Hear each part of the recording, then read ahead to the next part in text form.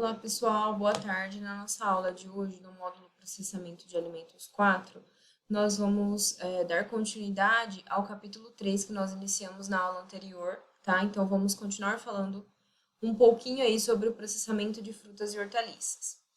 Hoje nós vamos falar um pouco mais sobre outros derivados, né, que são feitos aí de frutas, né, os produtos alimentícios que são feitos a partir dessas matérias-primas, ou frutas ou hortaliças, tá? Gente, como a gente já falou, existe uma infinidade muito grande desses produtos, né? E aqui nós falaremos alguns dos principais, tá? Iniciando-se com as frutas, então, nós temos as geleias, né? As geleias são produtos bastante consumidos e difundidos, né? Feitos a partir de frutas. Então, de acordo com a legislação, né, a geleia é um produto obtido pela cocção das frutas inteiras ou em pedaços, né, da polpa ou do suco das frutas com açúcar. E essas geleias são concentradas até uma consistência gelatinosa, tá?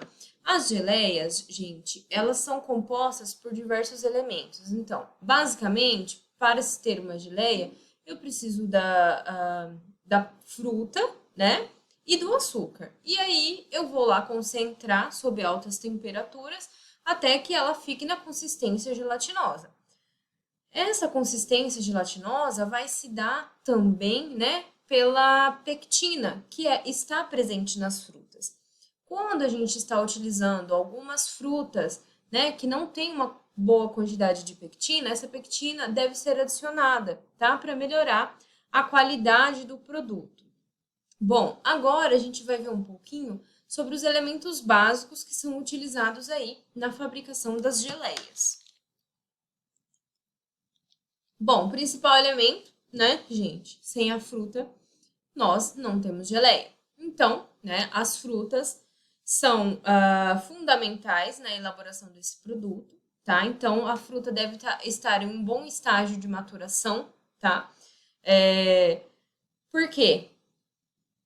Todas as características da geleia serão provenientes dessa fruta. Então, a fruta deve estar em suas melhores características de sabor, de cor, de aroma, né? E é nesse estágio de maturação ótimo que essas frutas elas vão estar ricas, né, em açúcar e pectina. Né? E isso vai melhorar a qualidade do meu produto, tá? Quando a gente utiliza, então, frutas muito verdes, né? Qual o problema de utilizar frutas muito verdes?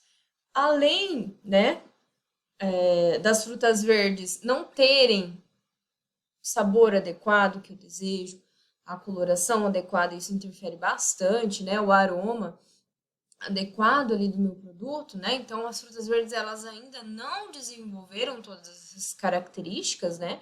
Que eu quero, elas também podem desenvolver algumas colorações não desejáveis, tá? Quando, por exemplo, coloração castanha, né, no produto final.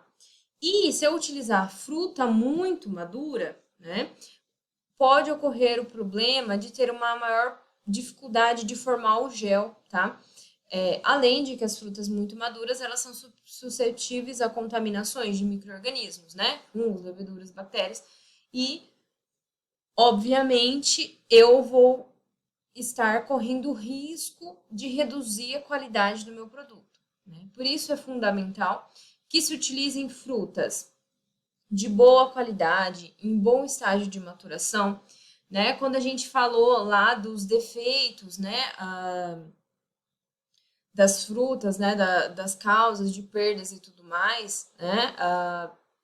Pode ocorrer de que a indústria utilize, né? Pedaços, fatias, recortes, né? Como eu já falei. Porém, né? Essas partes de frutas, né? Frutas que estão lesionadas, sofreram algum tipo de dano mecânico no transporte e tudo mais, elas podem ser utilizadas para fazer geleia. Só que elas precisam estar em um bom estado de qualidade, tá? Por conta propriamente, né, de suas características, essas frutas elas estão com alguns defeitos, né, alguns problemas muito uma contaminação alta, um estágio de maturação muito, né, entrando em senescência, eu vou trazer problemas tecnológicos para o meu produto. Então, eu não vou utilizar, tá? Esse tipo de fruta, né, por exemplo, não poderia ser utilizado para elaborar frutas em calda. Por quê? Em frutas em calda, eu preciso do pedaço da fruta aparente, né, de algo que caracterize a fruta. Em algumas, né, a fruta inteira ou, enfim, né, em pedaço, meia parte, né, a gente encontra às vezes algumas frutas assim, em calda, mas, né, se eu tiver esse tipo de fruta com esses danos mecânicos, eu não vou poder utilizar para frutas em calda. Mas eu posso utilizar para geleia, porque na geleia eu não necessariamente preciso ter o produto inteiro, né? Então, isso facilita quando a gente fala lá dos desperdícios e tudo mais, né? Das perdas na pós-colheita, né? Então, a gente consegue dar uma direcionada para alguns desses produtos, tá? Quando a gente tem, né, muitas frutas verdes, né? A gente viu que a gente não pode utilizar fruta verde, mas e aí, né? Era uma fruta não climatérica, ela foi colhida em um estágio que não estava ótimo, né? De maturação, não era o estágio ideal. Ela já está ali, ela não vai amadurecer mais que isso, né? O que eu posso fazer? Não quero dispersar, não quero descartar. Então, né, o que a gente pode tentar fazer, e que acontece em alguns casos, é misturar, tá? Algumas partes verdes com frutas maduras para tentar equilibrar aí o produto, né? Não utilizar só as frutas verdes, mas tentar adicionar essas frutas verdes ali no processo onde tem as frutas maduras que vão se sobressair, né, sobre as verdes. É uma forma, né, de tentar aproveitar esse produto. Porém, né, isso não é regra, isso depende da indústria, depende do tipo de produto, de processo que se utiliza. Bom, as frutas muito maduras, né, quando eu falei, elas podem ser aproveitadas também, mas elas não podem ser constituídas, né, podem constituir a maior parte do processo, tá? Então, eu tenho que utilizar um percentual ali de frutas maduras, tá? Claro que eu não posso utilizar aquelas frutas que já estão em um estado de deterioração ou com algum tipo de contaminação, porque isso vai causar um risco, né, para os meus consumidores, tá? Mas é possível utilizar ainda essas frutas maduras, né, em um percentual menor ali no processo. Também podem ser utilizadas as polpas de frutas, né, para processamento de polpas de frutas, ou frutas pré-processadas, congeladas ou preservadas quimicamente, tá? Gente, geralmente, né, aproveita-se a safra de determinadas frutas para preservar, né, essas frutas em forma de polpa e depois utilizar na produção de geleias. Por quê? A gente já falou, né, na nossa primeira aula sobre frutas. As frutas são sazonais, então, né, elas são produzidas por safras em determinadas épocas do ano. Então, eu não vou ter o ano inteiro aquela fruta. O que eu preciso fazer? Tentar, né, preservar, aplicar algum método de conservação ali para preservar esse produto, né, para que eu tenha o ano todo, né, esse produto para ser processado. Uma forma, né, bem usual é utilizar aí, né, as polpas, né, fazer polpa dessa fruta, congelar e ao longo do ano ir utilizando a matéria-prima para fazer as geleias.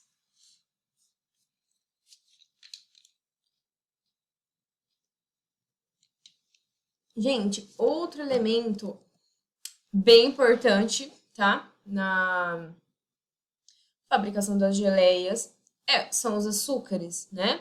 O açúcar que é mais empregado no processamento é a sacarose, tá?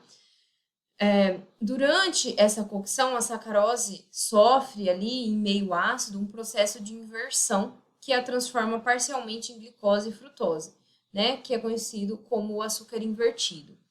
Essa inversão parcial da sacarose é muito importante, tá? Para evitar a cristalização, que pode ocorrer aí durante o armazenamento desse produto. Por isso que a sacarose é o tipo de açúcar que é mais utilizado para a produção de geleias.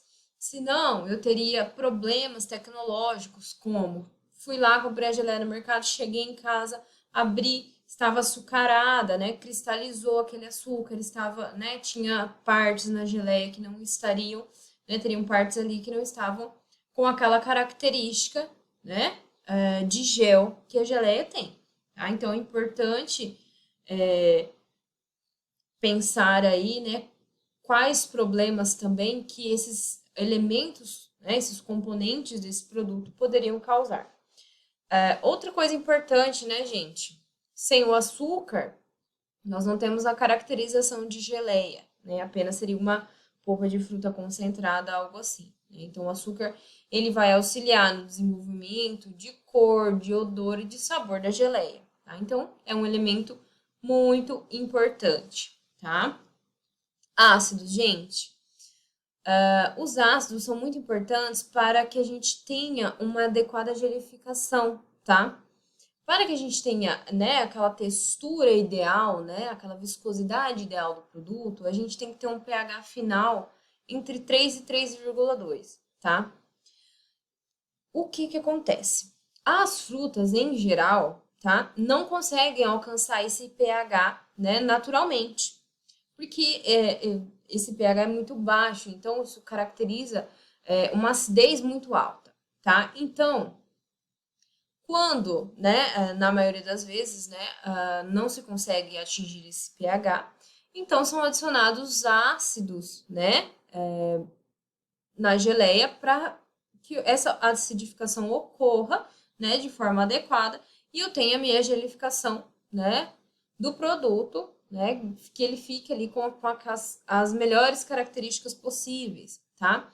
Geralmente são adicionados ácidos orgânicos, né, que são constituintes natural das frutas, né? Então, nesse caso, estamos adicionando um ácido ali apenas para tentar aumentar sua quantidade, né? Então, não é nenhum tipo de produto que vai, né, descaracterizar o produto e tudo mais.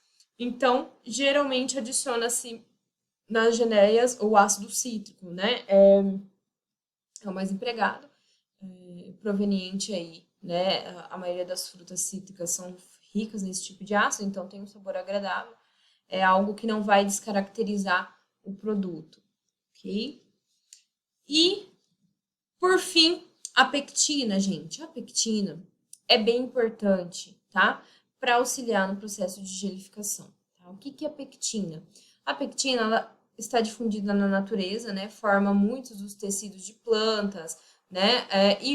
Junto com outros componentes, como amido, celulose e a lignina. A pectina ela é um polissacarídeo de alto peso molecular, tá?